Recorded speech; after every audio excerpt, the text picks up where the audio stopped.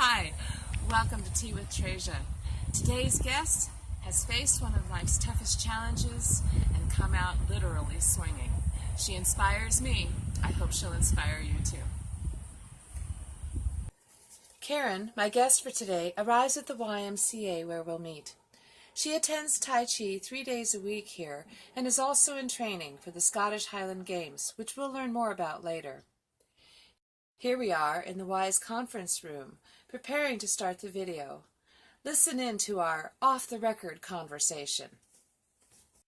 So, couple of questions. How do you feel about using your whole name? That's okay. That's okay.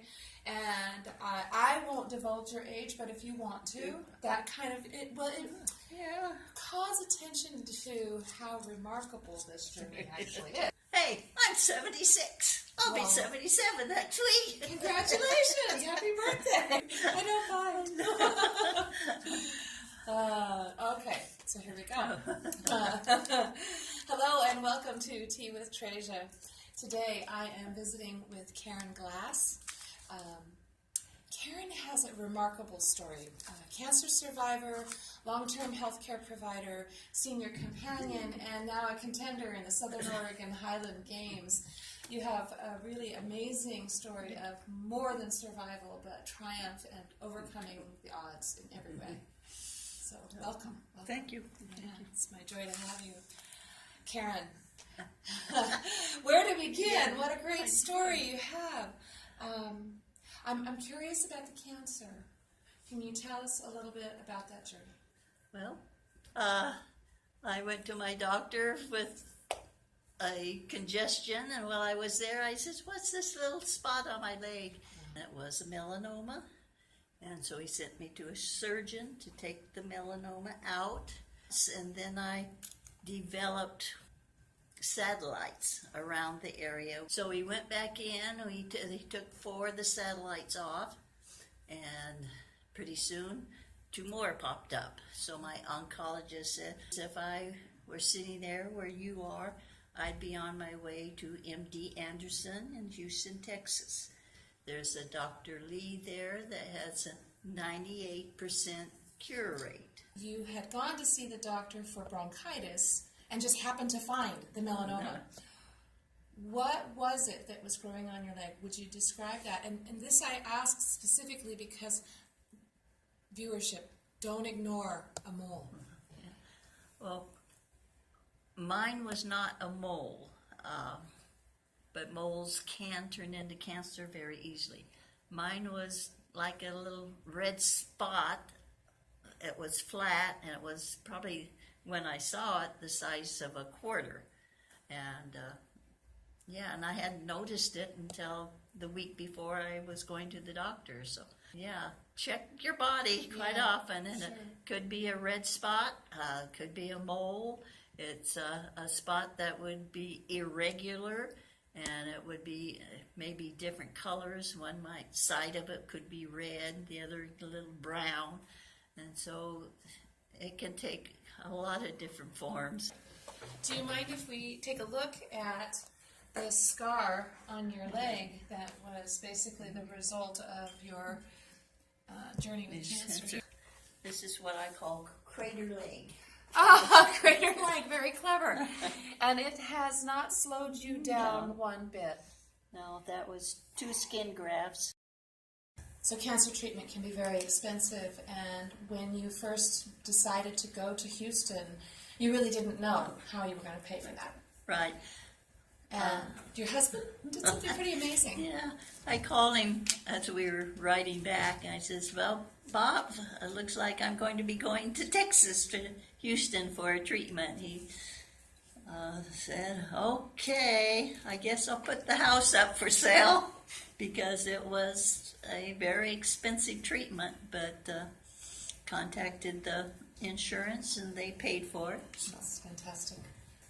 What wisdom would you share for people who are facing some of these challenges? What would you say to them? What got you through it all? I do have faith in the Lord, and I know my church was praying for me every step of the way.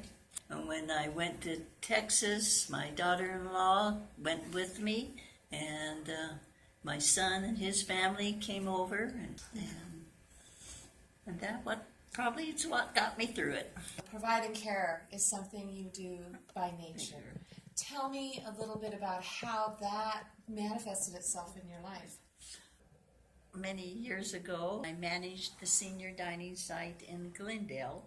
I had to retire because of my cancer, and then I was thinking I need to volunteer in my community. Josephine County was going to start the Senior Companion Program. I thought, well, that's just right up my alley, and I was the first senior companion for my community. I'm very interested in how people go about building community. Can you point to something that you do on a regular basis that helps you to create community for yourself? Well, my friend Judy and I have been walking up and down 6th Street for over 35 years. Oh. We have never had any problem with anybody, street people. We speak to them, we say hi. In the wintertime, we take these hand warmers out and we pass them out to people. And we always would stop at Dutch Brothers, and I think we have been stopping at Dutch Brothers since they were the cart on the railroad tracks. Here's Karen at the original location of Dutch Brothers. What started as a single coffee cart has grown to a chain of 284 stores across 7 western states. An original customer, Karen has befriended many of their servers. Here she chats with Andy, the newest barista, before he goes to work. We make quite a few friends of the baristas, and we've been invited to some of their weddings, and we meet their children and their dogs. It is like a community. Last year was the first time you went to Scotland, and something my mother always wanted to do. She was a MacLeod, and she never went, so I thought, well, I'll go for her too. So we went, and we had a great time. And so when we came back, Megan says, okay, now we're going to do the Highland Games in Winston. So Karen and her daughter Megan returned from Scotland inspired by the sense of connection and community they felt in their ancestral homeland. They agreed to carry that feeling forward by participating in the Highland Games held in Winston, Oregon. Originating in Scotland around 2000 BC, this event is now celebrated around the world. In addition to the athletic competitions, the Games are festive community events that offer an opportunity to reconnect with the Scottish culture through traditional music, dancing, and colorful dress. So how do you prepare yourself physically for the Highland Games? I work out with my friend Louis. Karen trains with Louis Milano, the YMCA Movement and Therapeutic Exercise Specialist. Louis is Southern Oregon's first trainer certified in Dynamic Neuromuscular Stabilization, or DNS. DNS is a cutting-edge program that will give Karen the core strength and joint mobility she'll need in the 9 events of the Highland Games. That kettlebell she's swinging with a single arm weighs 25 pounds. Go.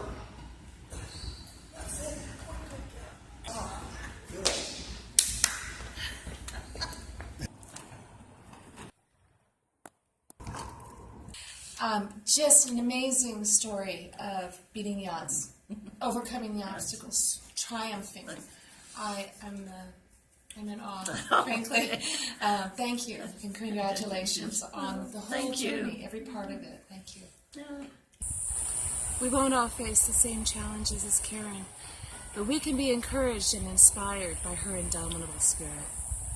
Her easygoing nature and her faith sustain not only her, but influence her community, including the young baristas at Dutch Brothers.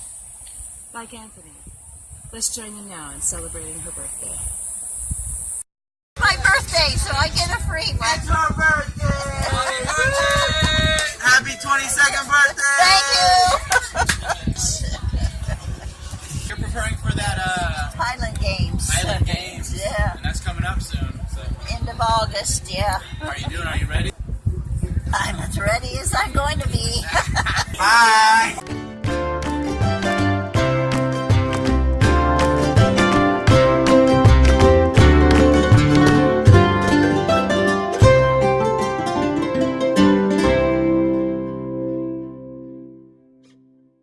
Thanks for watching. If you enjoyed this video, subscribe. See my picture there on the right? Click that. If you'd like to watch another video right now, there's an icon on your left. We'd love to visit with you at our webpage, www.teawithtreasure.com.